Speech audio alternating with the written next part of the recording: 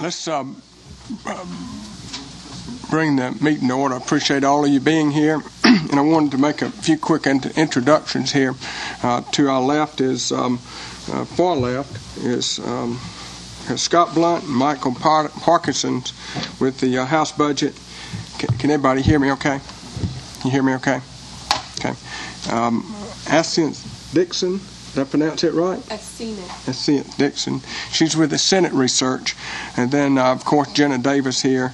And Honorable Lynn Smith. And my cousin, by the way. And our senior member from down in Griffin, and our senior member from the Rules Chairman, Errol, and Jim Coles and Richard Roy. We're glad you're here, and Chairman of the Higher Ed from the House walks in, Honorable Bill Hembry. But we're glad you're here, and I wanted to call on real quickly so Jeff Lewis can leave. Chairman Jeff Lewis from the Public Utilities and Telecommunications also has a study committee ongoing this summer and this fall relating to business incentives, and this is real important to us as part of our study committee to find ways to incentivize capital and researchers and the like in higher education. So if you would come forward, Representative Lewis, Chairman Lewis, and give us a little briefing on what your committee is doing with business incentives and how it relates to our higher ed. Why don't you take, what's that number right there, Jenna? It's number 5. He's going to hit his RTS. Got it. Okay. Is it working now? Yeah. There we go. Y'all hear me okay? All right. Good to see all y'all. Thank you, Chairman Smith, for giving me these few minutes to speak about the Business Incentive Study Committee. Representative Smith asked me just to briefly describe what we have done and what our mission is to try to accomplish with the Business Incentive Study Committee. That was born out of the Ways and Means Committee to look at various ways that we can provide business incentives, obviously, to our business community and how that will relate and help the state of Georgia as a whole. Caught me off guard, too. So we have a monumental task to see what we can do as far is incentivizing business here in the 21st century.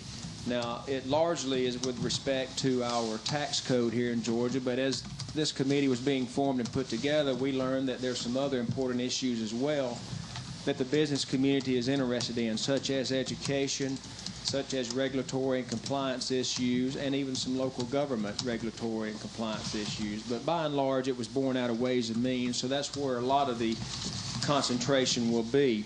So far, we've had one meeting already, and that was just a history and to find out where we have been and where we currently are, to see what we as a state are doing well in the way of economic development and business incentives, and see where we can do some improvement.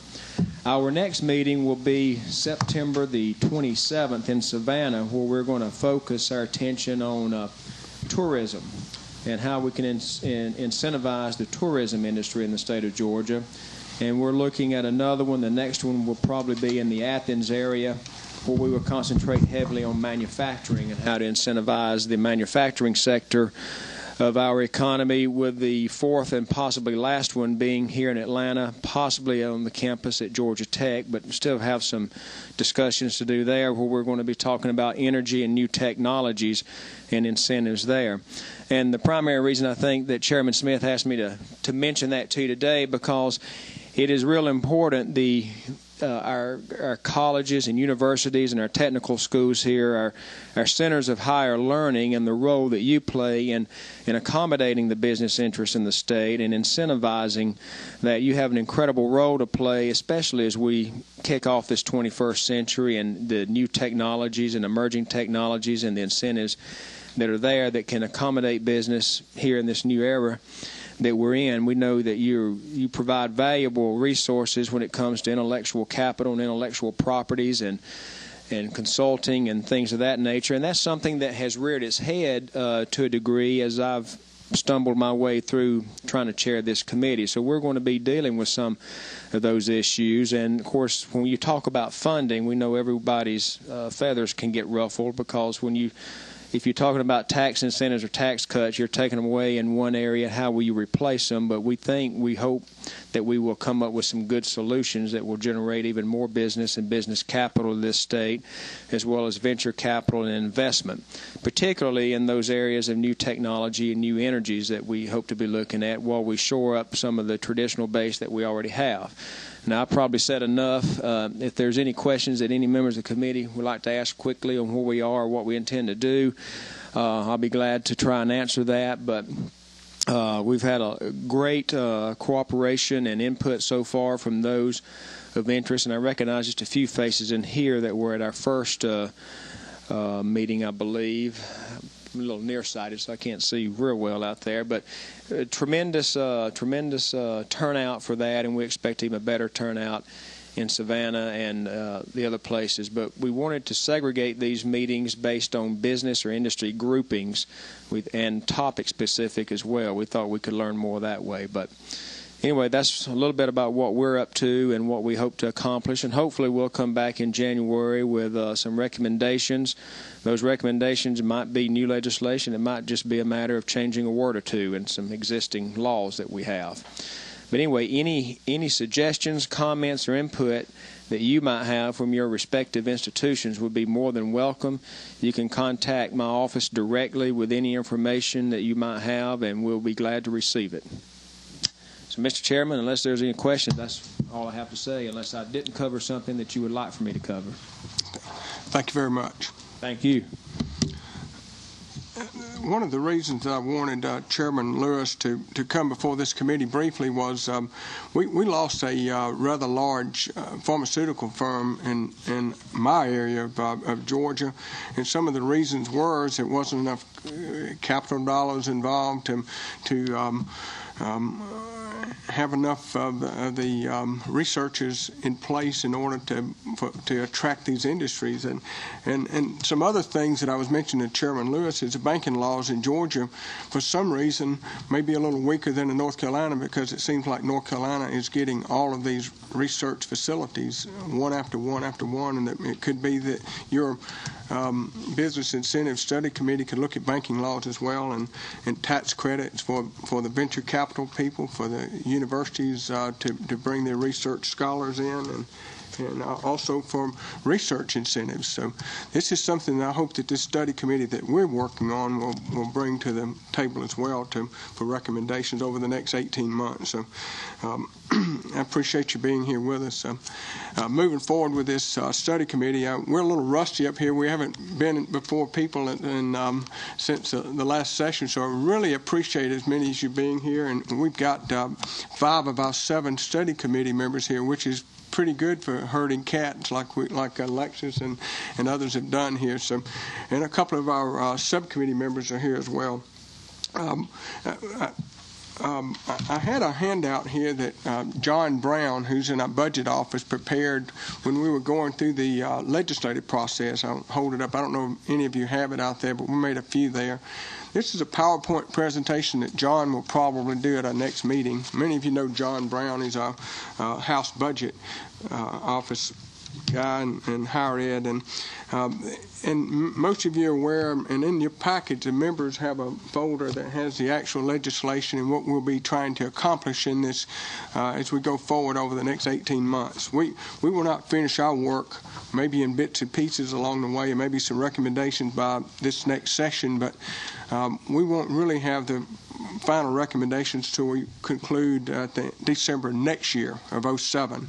So we're going to move slowly and methodically, and today we've got the new Chancellor of Georgia that is going to bring his vision, brief vision again, and Mr. Bill Bowes is going to give us a PowerPoint on the funding formula as we know it now, or try to know it now.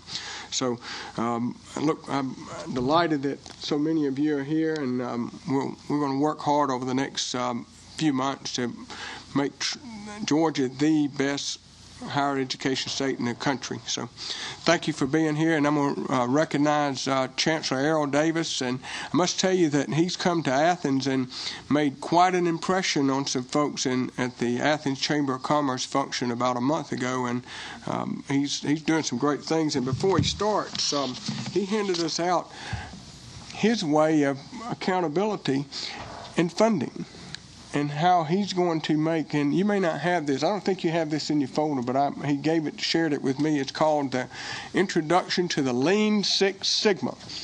And that is, if you would, just briefly tell us at the end of your remarks what that will mean and how that will make your budget more accountable to the taxpayers. Thank you for being here, Chancellor. Thank you, and thank you very much for inviting me here today.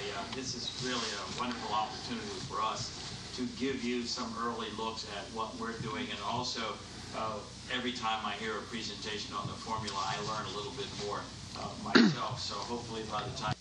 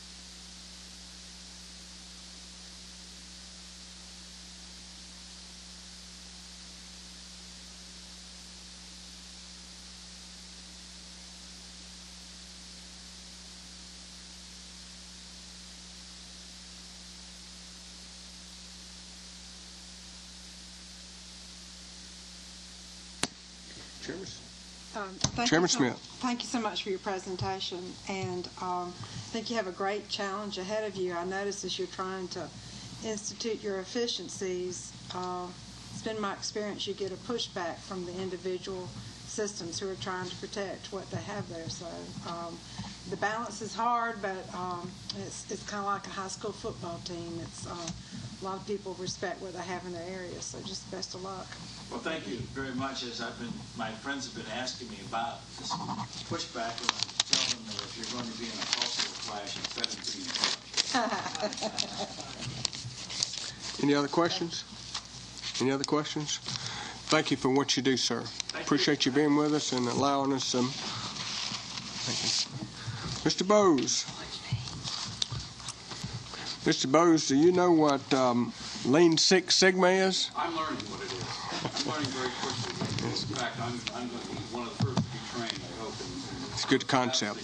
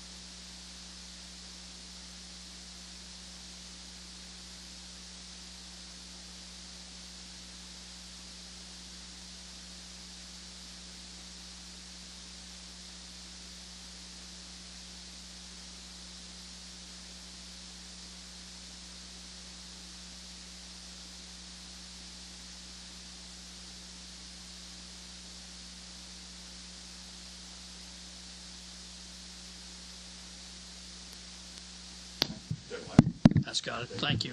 And I'm sorry to interrupt your presentation because you went to the question I wanted to ask when you were going through that.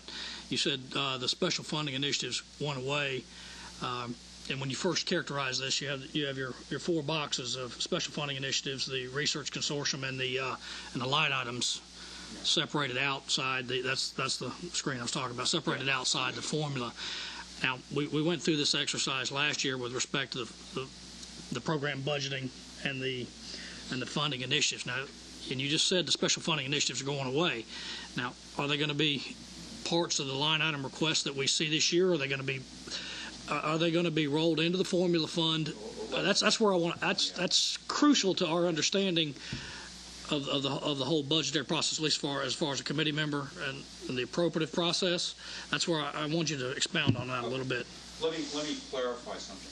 The question that was raised had to do with the technology. Now we had Understood that. Yeah, we had a number of those, and when we had the technology factor put into the formula, all of that got shifted into the formula. All those that were the special funding initiative. Okay. Now I will say, because you mentioned program budgeting, over the last few years we have developed a priority ranking of all of our programs. I believe, and who should correct me if I'm wrong, we had about 75, somewhere in that neighborhood.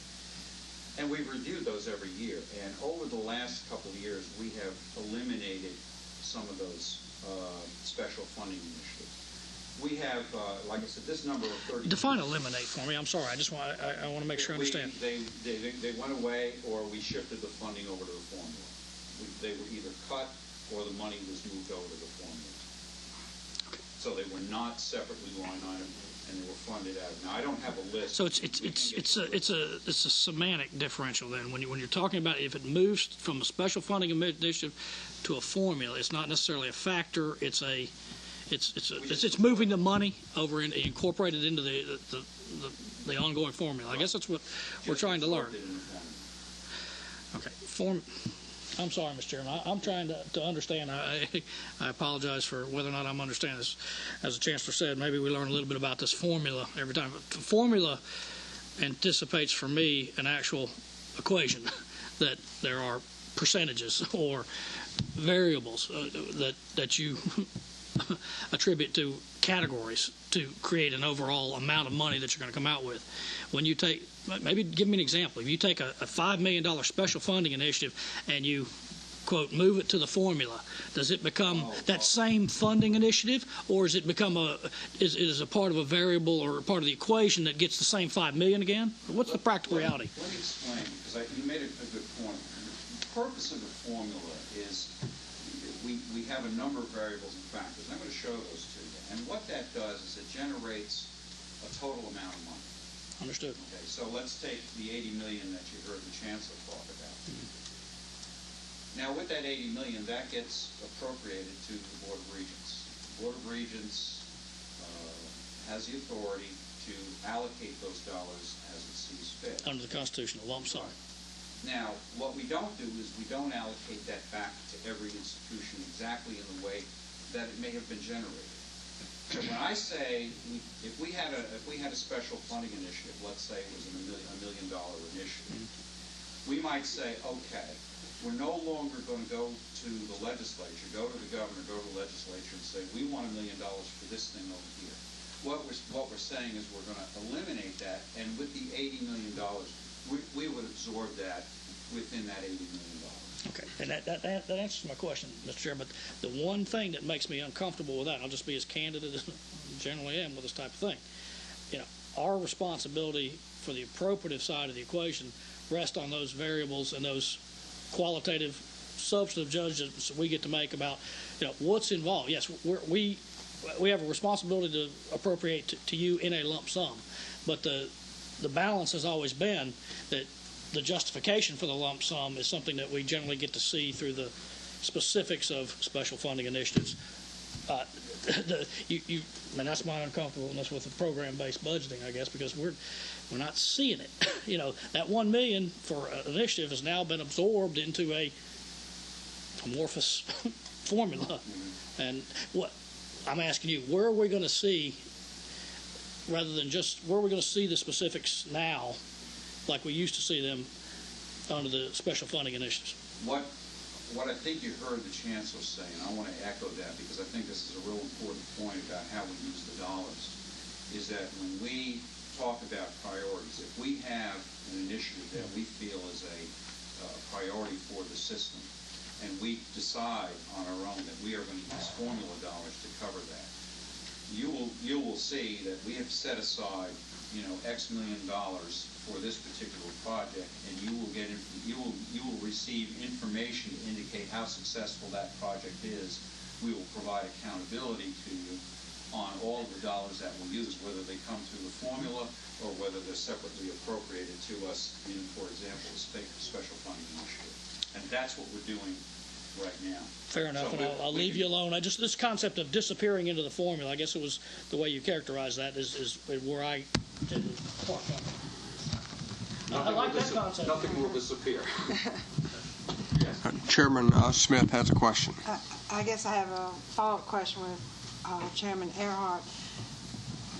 If you're looking at it as a business practice, if you're able to absorb this money into the budget, then where do you cut to keep your balance what it is? Well, again, remember what I said about the formula in the beginning. When we generate the dollars from that, it's an average cost number.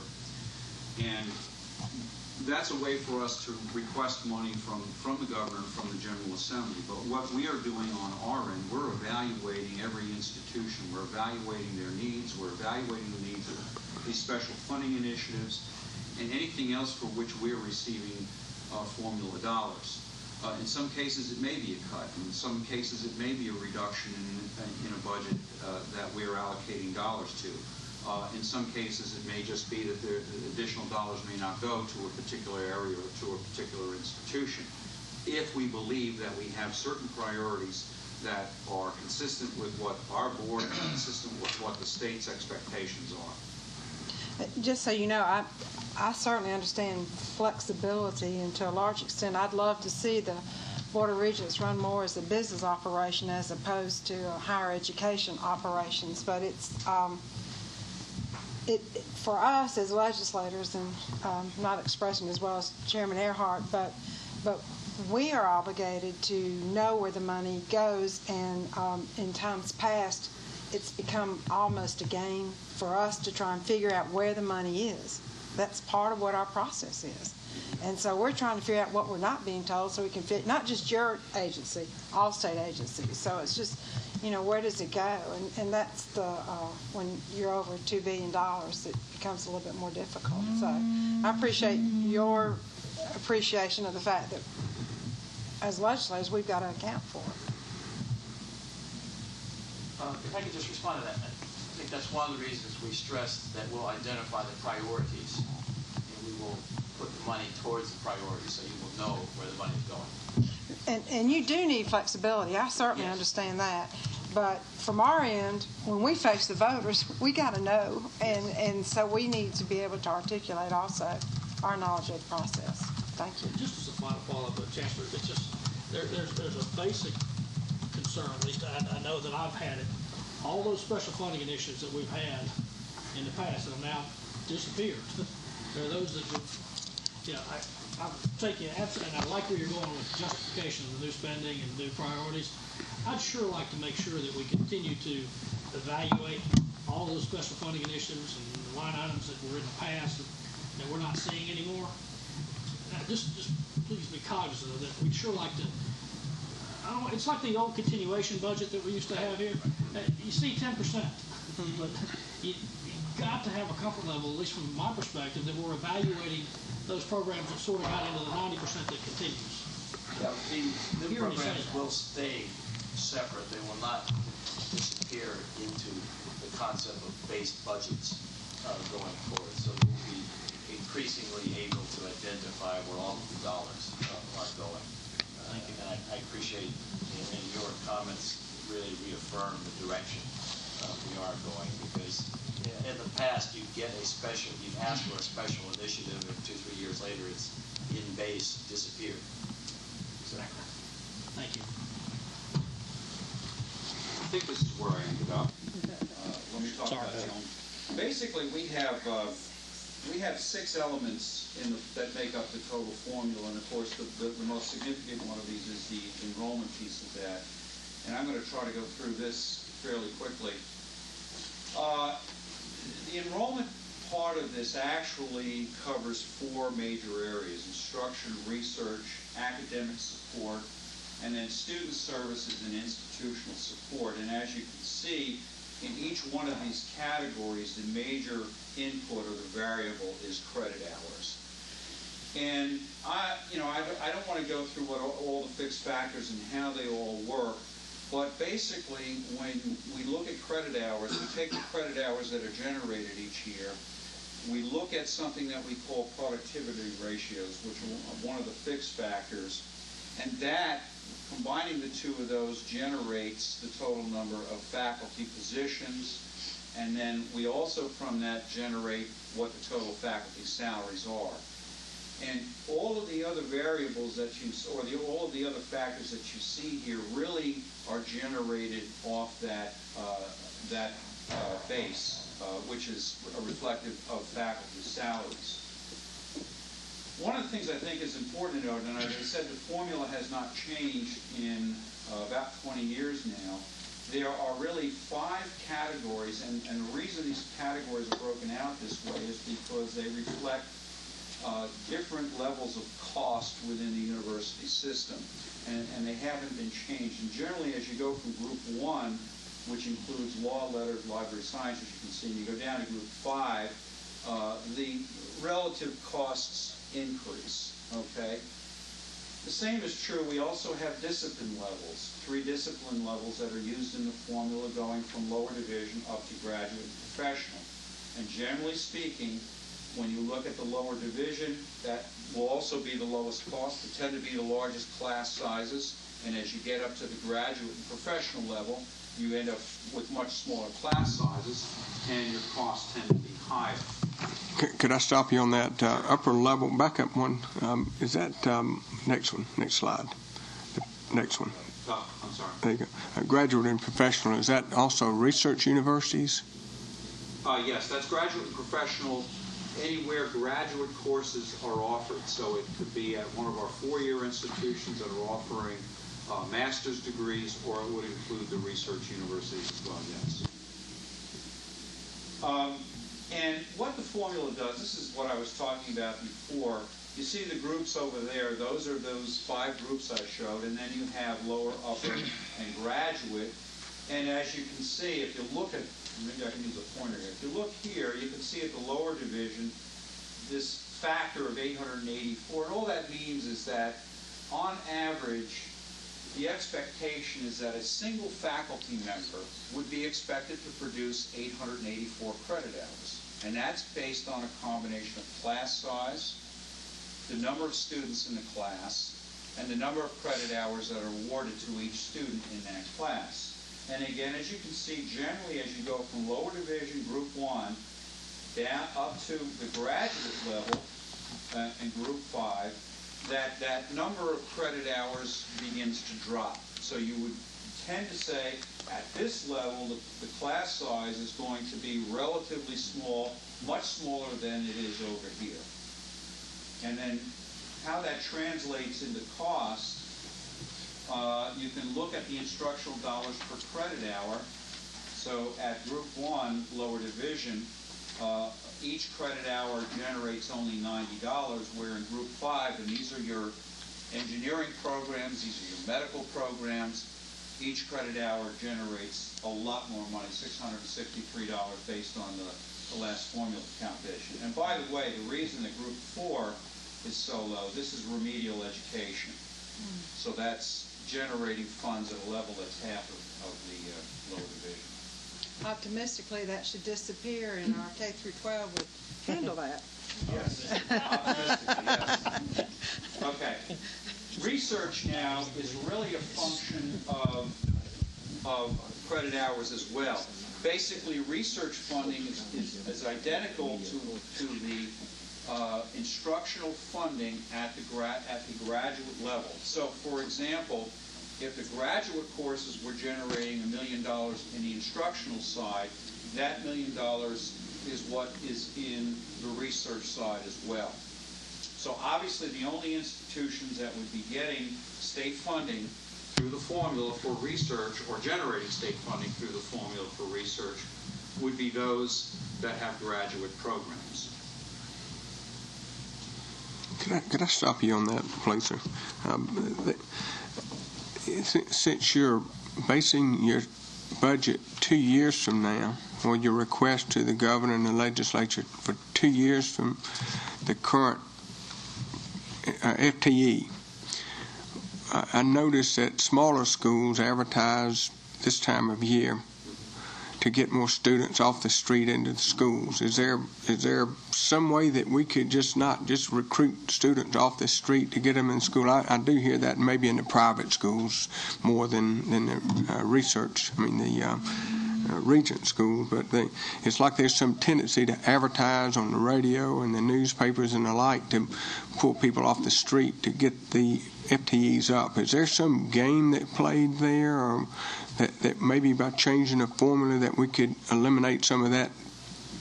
Well, we have admissions requirements at our institutions that students have to meet, so our institutions, by and large, could not just take students off the street and accept them into the institution. We've made some changes at the 2-year level, but there are standards that we have in place, so that wouldn't occur. What's your number? 6. What's your number? Okay, that way I can see it. I don't see it. Go ahead. Let me ask you a question. Going back to those that previous slide, what drives the variable that determines these numbers? Do you have to go through an exercise with the Office of Planning and Budget to justify these numbers yearly? And that question will go across your whole formula exercise. Yeah. Do you work with the OPB with respect to this original request? Because I assume that number has a significant differential year to year with cost and those types of things. Do you do that on a yearly basis with the OPB, or do you justify those formula variables at different times? How do you do that? Well, the variables now, again, I jump back to this point because the point I wanted to make here, when you look at these productivity factors, these are fixed in the formula. So these don't change from year to year. They haven't changed since 1982. They changed in 2002 when we went from quarter hours to semester hours because we had to adjust. Now, the thing that wasn't going to cost us any money. Yeah. I remember that committee hearing. We won't go there. No, I'm sorry. Go ahead. But the variable with respect to the dollar amount, those obviously have to change. This had to change. Now what that means is that these dollar values don't change, okay, except for one thing. As faculty salaries increase, when we receive appropriations for faculty salaries, that will be the factor that causes the dollar per credit hour to be adjusted. But we don't appropriate specifically for faculty salaries. Is that part? Okay, that's what I'm asking. Is that the justification you give to OPB? Well, that usually comes after, when we send our request to the Office of Planning and Budget, we don't know what the salary increase is going to be. That's usually something that comes from the governor's office, his recommendation to you in terms of what he wants to do for, not just for the Board of Regents, but for teachers and for state employees. It's really becoming, are we getting the same information in the House Budget Office? Are we having corollary information with respect to that so that we can make the same value judgments that if we agree or disagree with the executive branch? Yes. You're sending that also to the House and Senate Budget Office? And we get it from OPB too. And they give you all of that? Yes. Yeah. So these factors, again, except mainly for the salary increases, don't change. And they're fixed. Now, what will That's happen? a clear answer. I understood. Yeah. Now, what will happen, I think this is useful, is that if an institution, for example, finds that it has more or higher enrollment in Group 2 than in Group 1, that will generate more asking dollars in the formula. So any shift in the credit hours from one box to another can result in a change. Okay. Chairman Hembry has a question. Yes. I think you may have answered it already, but help me understand the process. does each of the 35 institutions have a formula? There's a single formula for the system, but the factors, for example, the credit hours that are generated are accumulated, and they're accumulated according to these groups and these levels for all of the institutions in the system, and from that we generate the total funding formula for the system. Okay. Formula funding request. Okay, so if you have a school, say, for example, Kennesaw State University, that has experienced rapid growth, how would the formula change for an institution such as that as opposed to a school such as, say, Middle Georgia College, which may not have experienced the same type of growth? How do you account, or how do you deal with changes in the state and within the system and address those changes? And how do schools, I guess, over time, is there some kind of earmark where we can see over time how the 35 institutions have grown or have adapted to changes? And is there some way that we can look at those as legislators and try to figure out, is the 35 institutions in the state, is that something that we need to look at more closely? So I guess there's a lot of questions for you, but I'm just trying to figure out the basis for all of this. Well, let me say this again. We obviously there are some institutions that are growing more than others, and when we submit the request to you, or we submit the request to the governor's office, we put all of that together. Now, you remember what I said in the beginning? We get those dollars appropriated to us in a lump sum. When we go back and we try to figure out how do we then allocate those dollars to institutions, we look at things like that. What's their enrollment trend been, and how much funding do they have per FTE student, and try to balance that out within the system, looking at a number of factors. You have to realize that over 20 years that this formula has been in effect, those kinds of decisions have been made in terms of the allocations. The allocation does not follow the formula exactly, and really it shouldn't, because again, it's an average cost. It's not an actual cost. So you have to get inside the institution's budget and look at it very carefully. Now, I will tell you that in recent years, we have provided institutions that were growing significantly with a significant share of the dollars that they were contributing to the total formula that was being generated. But there are other things that we take into consideration as we make that allocation, because it's not always the case that just because an institution had grew in, say, 100 credit hours, that the formula dollars that are generated because of that should go back there, because their average cost may be lower or their average cost may be higher. So we have to make some judgments about that. Follow up with that. This is dovetailing with what my question was a while ago about smaller colleges that don't have the growth like Kennesaw State or the University of Georgia, the research universities, and they're having to struggle to keep up through this funding formula, whereas the smaller colleges, they may be losing. I don't know if they're losing, but maybe they're not growing as fast as, say, the Kennesaws or more metro areas, and as a result, they're advertising to get bodies into their schools so they don't lose formula. So they're losing too, because 2 years from now, well, they could lose less funding, and then Kennesaw State, who's growing at 5 to 10, 12% a year, they're going to get further and further behind. Is it? I think it would be easy to characterize this by saying we collect money based on an average need, but we have to allocate it based on a specific need. And so we have to try and balance the allocation after we get the generation of revenue. So, but I've heard you say that the full-time equivalent in say, fall of this year is what you use for two years from now budget. Is that for the system-wide, and y'all decide where the money is distributed, or is that if say, Kennesaw State has 28,000 students now, and 2 years from now they have 32,000 students, you try to figure out a way to juggle some money to that? You're eliminating the lag. Yes. I mean, that's a good point, Representative Smith, because the formula is really based on a enrollment growth and workload increases of 2 years prior, if an institution at the time we are making the allocations has really had a significant growth beyond that, we have to make some adjustments. And so again, as the Chancellor said, we're asking on basis of average need, but when we have to allocate the dollars, we have to allocate them on the basis of very specific needs.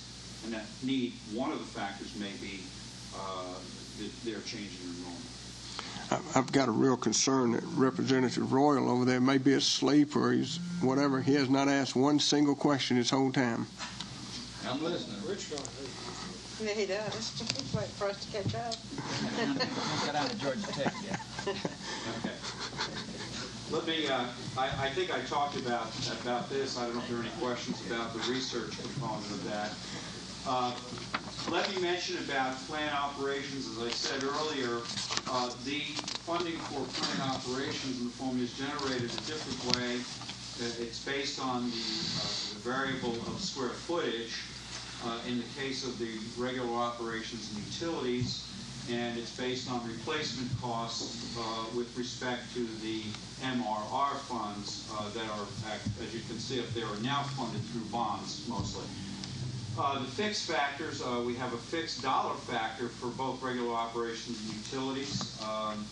That has not changed recently. I think it has been adjusted in the past few years. But the factor for replacement cost has also been adjusted, and right now it's at 1% of total replacement cost. We also have in the formula funding for fringes, in which we really take a look at the actual number of positions we have to estimate what the dollar need is in these areas, and these are based on numbers that we get from the state in terms of what the workers' compensation number ought to be, liability insurance. But there are a couple of areas where we also have to look at some very specific factors that are in some sense unique to the university system. As most of you know, we operate our own health insurance program, self-insured program plus HMOs, and we have to evaluate what the rate increase will be on the premiums each year. We also have retirees from the system for which we need to request fringe benefit funding when our active employees actually retire, the year in which they retire. Could I interject? Yes. The previous slide, 26, I believe it is. Yeah. Relating to older institutions, say the University of Georgia has some of the oldest buildings in the entire state on the campus, and they're getting paid a certain flat amount to maintain and operate those buildings, as opposed to maybe a newer campus where most of the buildings don't have as much wear and tear and maintenance and repairs. Those figured in this formula. Yeah, again, what happens, we have to keep making this point because I think it's important to understand what the formula does and what it doesn't do. When you look at these numbers, obviously, for our institutions, it doesn't cost every institution $4.86 a square foot to run their operation. For some of them, it may be higher, for the reasons you just point out. They may have older facilities. They may have other factors that cause that cost to them to be higher.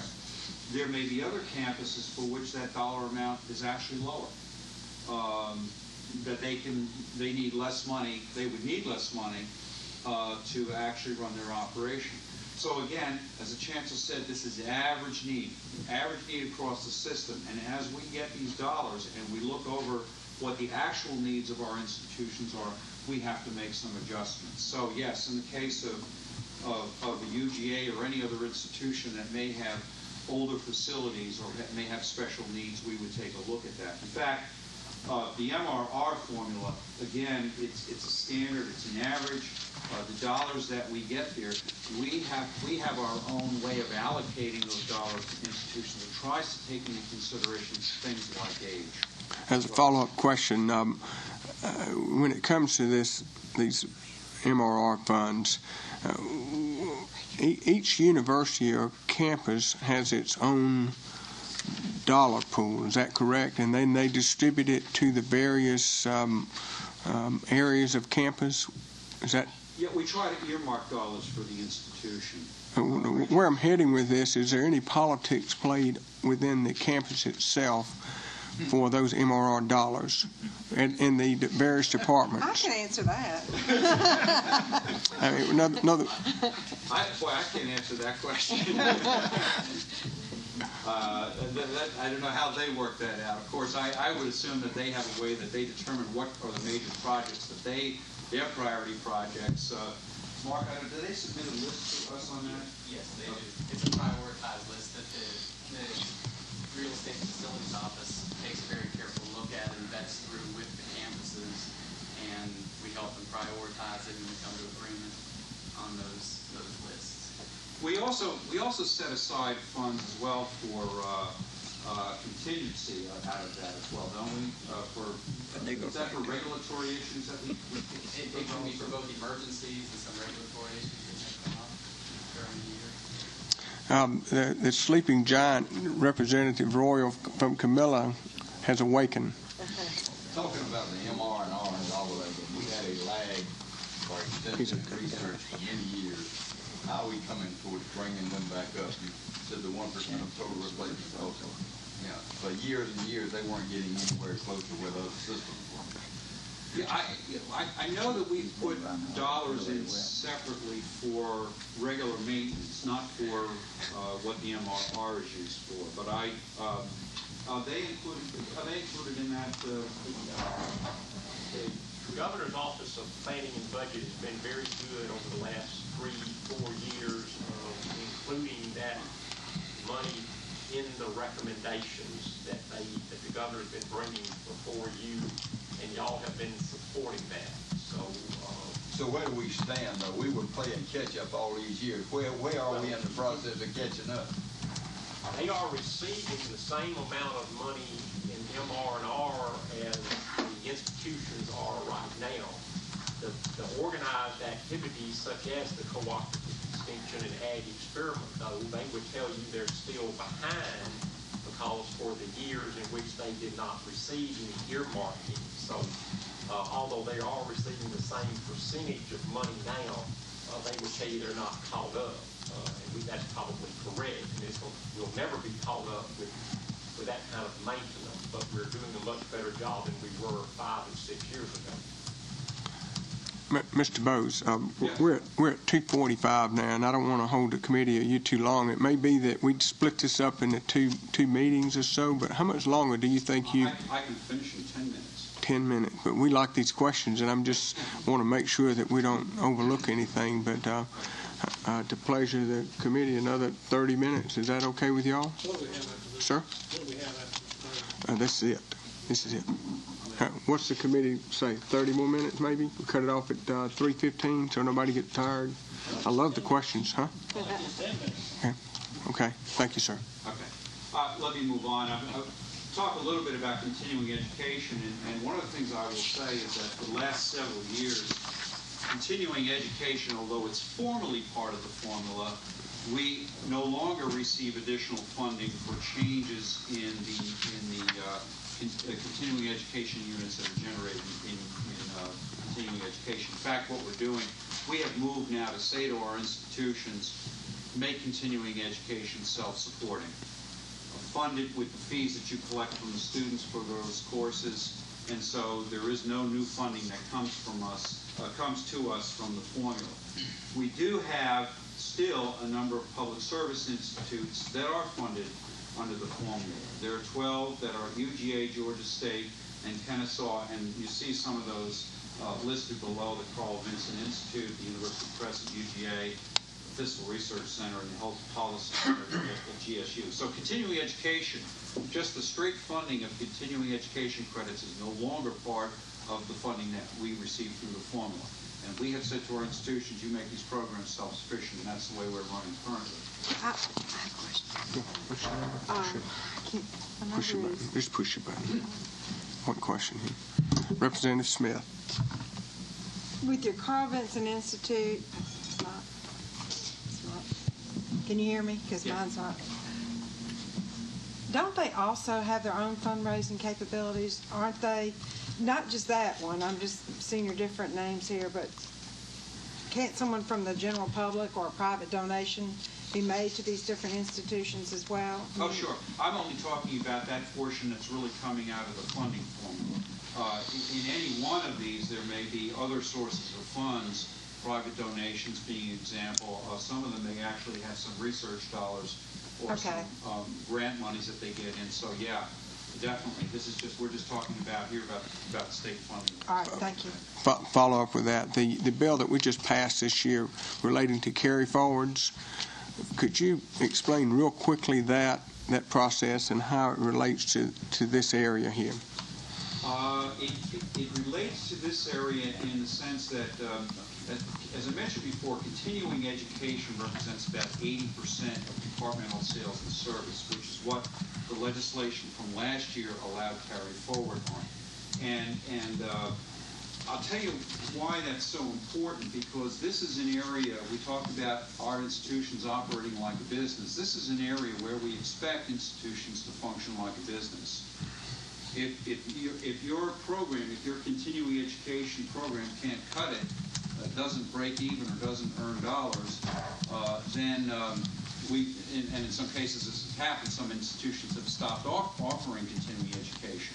Now the importance of the carry forward is that if we didn't have that, you can imagine these institutions that are running their business, and at the end of the year, they want to carry those dollars forward because they have to cover some costs during the summer, but they have to return them to the state.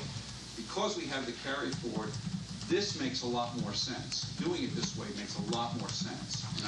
Now in our bill, we had a 2-year sunset, yes. Hoping that this study committee would resolve some issues where we don't have to do this every 2 years relating to the carry forward. And as we go forward, I'd like to hear some comments or suggestions, or maybe from the committee, how we can eliminate going back to legislating every 2 years for this.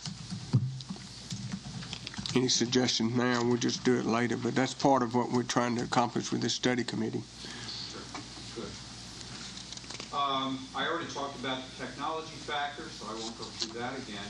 And again, you put all 6 together, and that comprises the total formula. And as I said, in 2007, that was $1.65 billion.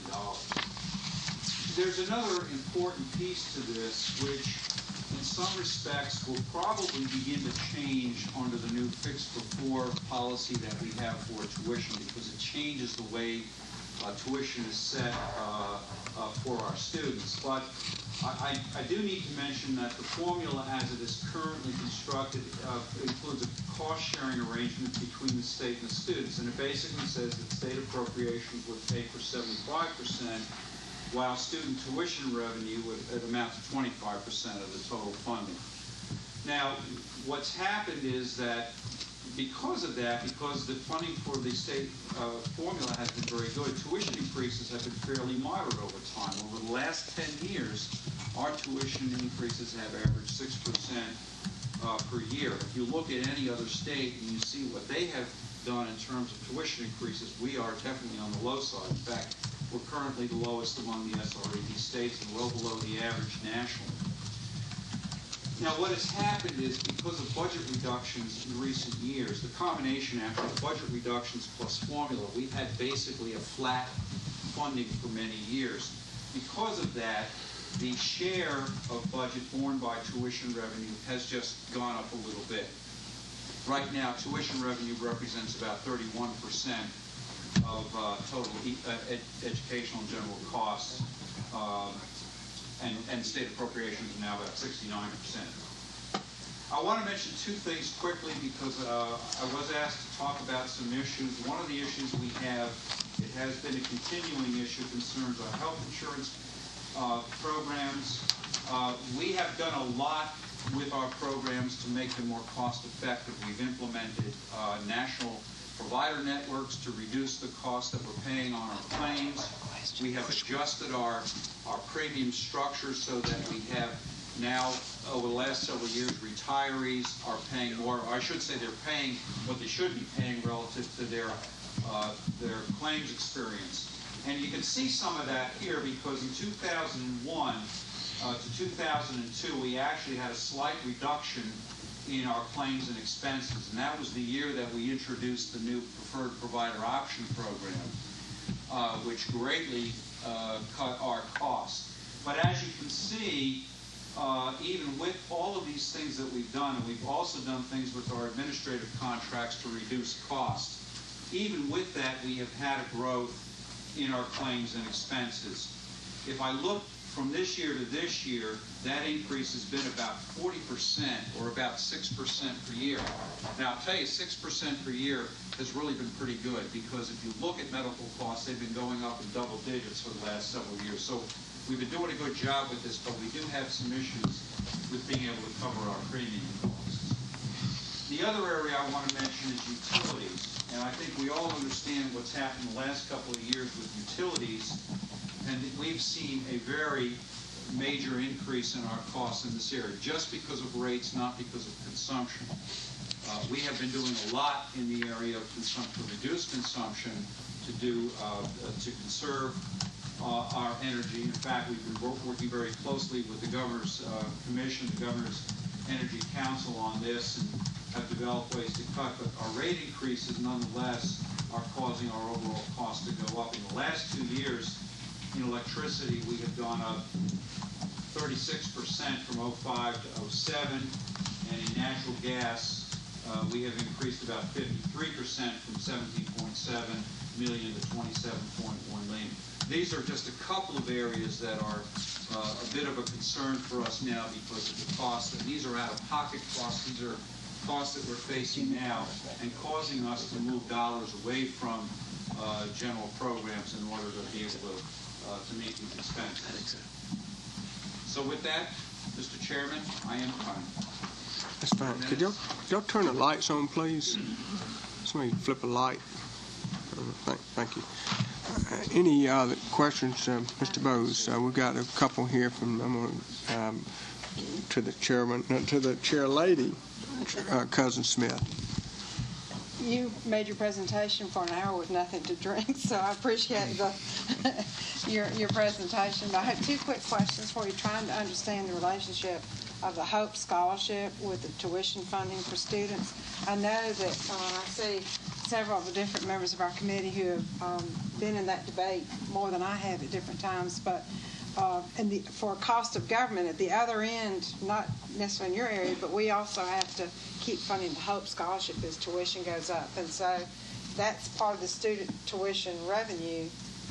So the conundrum is, are we kind of backdoor funding some of this student tuition revenue with the Hope Scholarship? No, because again, think about this. You know, we've operated under the formula, and as we've looked each year at what we thought tuition ought to be, we've said, well, if the formula based on all the things I showed you, credit hours and square footage, if it generates this amount of money, and the state says, well, we'll give you 75% of that. So we look at it and we say, well, what about this other 25%? What does the tuition have to be for us to cover that share? And that's basically how we've established tuition. And that's why the increases have averaged only about 6% per year for the last 10 years. So, of course, there is a relationship between tuition and Hope, because Hope pays full tuition. Right. But, What's that percentage? For the 25%? How much the percentage is Hope? Hope, on average, is covering, is it 25% or 33%? 33? About a third.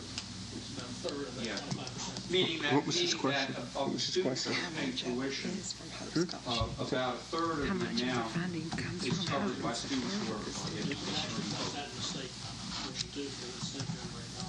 Right. Right. Right. Yeah. Thank you. Okay. And I have another question, and then I will be quiet. But I was trying to understand some of the. Well, let me back up and phrase it this way. I noticed that according to the Georgia Constitution, you receive your funds in a lump sum. So how much interest is generated from that lump sum that is applied to the is revenue for you, for lack of a better way of saying it? This is what your corporations do. If they can hold on to their dollars, they can earn interest, and then that money is turned around and used. Very little of it or none. And the reason for that is we draw down from the Treasury only 1/12 each month of the appropriation each year. So, and most of that is, about 75–80% of that is paying salaries. So we draw down the money. Most of it is going to pay the salaries that we have. And we're not collecting any interest on state. How much of it is under your control, though? You said 75% is going straight to salary. How much do you really play with? We don't play with any of it, really. By playing, I think he means how much money is available to you to earn interest on. Again, because we're drawing that money down, we're drawing down 1/12 of the allocation each month. We're not collecting it. That's really paying current expenses, and that's something we started doing several years ago, and really in response to that concern that was raised, because we don't want you drawing down a quarter of your dollars or 6 months worth. We're doing it on a monthly basis now. Okay, but you actually, I guess for me to understand a little bit further, the state doesn't hold this lump sum money. It is in your accounts that you have the lump. The state is holding it until we draw. That's what I need to understand. Okay, so we don't quite lump sum you. We 12th you. Okay. Well, you got to separate budget from cash. All right. Yeah, that's what I was trying to figure. All right. Right. Okay. Thank you. Chairman Hembry. 3 questions for you. I don't know if you'll have the answers for me right now, but these are just lingering questions in my mind. Why don't you abolish your health insurance plan and join the state employee health benefit plan with all the rest of us? Our plan is, well, that's a good point. It is better. In a way, it is better because our risk pool is better, okay? And so, in a sense, our costs are lower. I think that's something is worth looking at, but I think those are some of the factors that our costs are lower, our premiums tend to be lower for our employees because our risk pool is better. My next question for you, we have 35 public colleges, we have 37 technical colleges, and we know that there's a movement in central Georgia to combine 2 of these. What else is happening in the near future with that whole idea of consolidation? That's above my pay grade.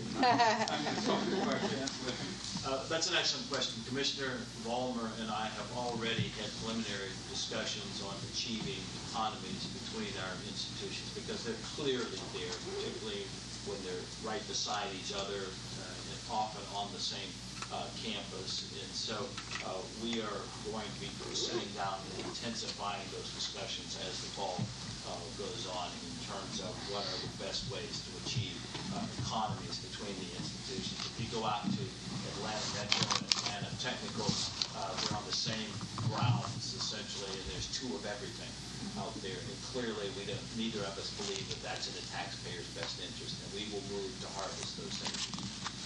One final question for you, Chancellor. How can we motivate these institutions? As you know, you and I have talked about this, fundraising. You cannot rely on the state to provide full funding.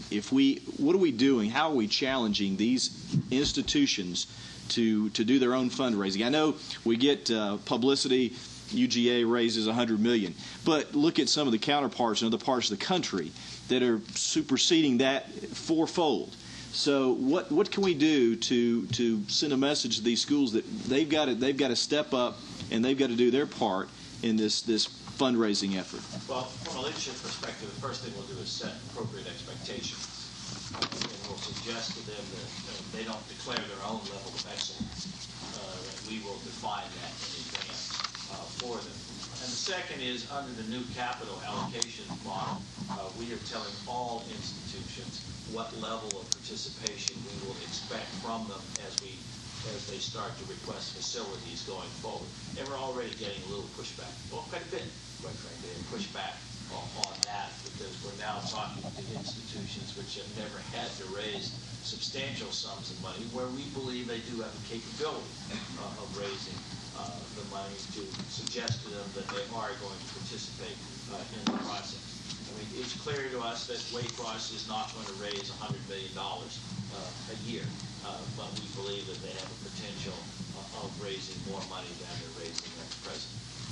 I'd like to follow up with that. Earlier, we had Chairman Lewis talking about his business incentives, and we were alluding to incentivizing the banking industry and researchers. How can we best incentivize universities to raise money? Why is North Carolina or New York doing it better?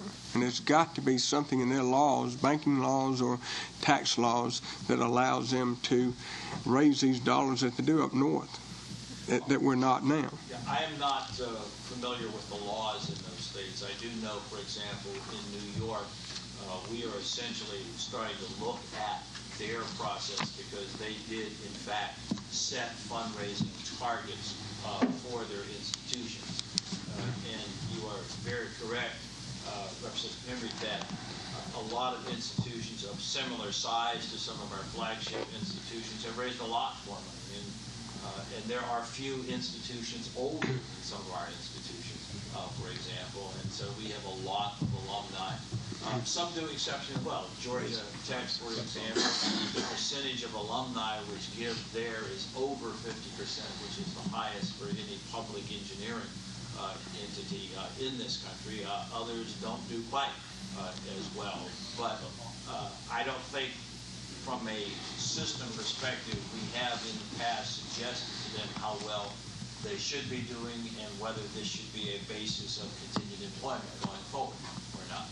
Could we ask you to unofficially put together a group of people that could give us in our committee, as well as the legislature, especially Chairman Hembry's committee, on what we could do to help change laws that would induce people to help your fundraising? We want to be there to help you, help what Chairman Hembry's talking about, and you are too. And I know you're very strong on fundraising, so anything, and maybe you could form some little inside committee that could help us help you. Any other questions? I'd like to have a couple of comments here, homework assignments. Y'all got your little folder there, Chairman Errol and others. We want you to read all the things that are in there, the handouts and so forth. And the next time we get back together, we're going to. You have an election? Yeah. But anyways, we do have some ideas on. It'll be pass or fail, I'm sure. There you go. We do have some ideas that have been handed out by the regents, as well as some that Jenna Davis came up with. That if you would read it, and the next time we get back together, hopefully in November or December.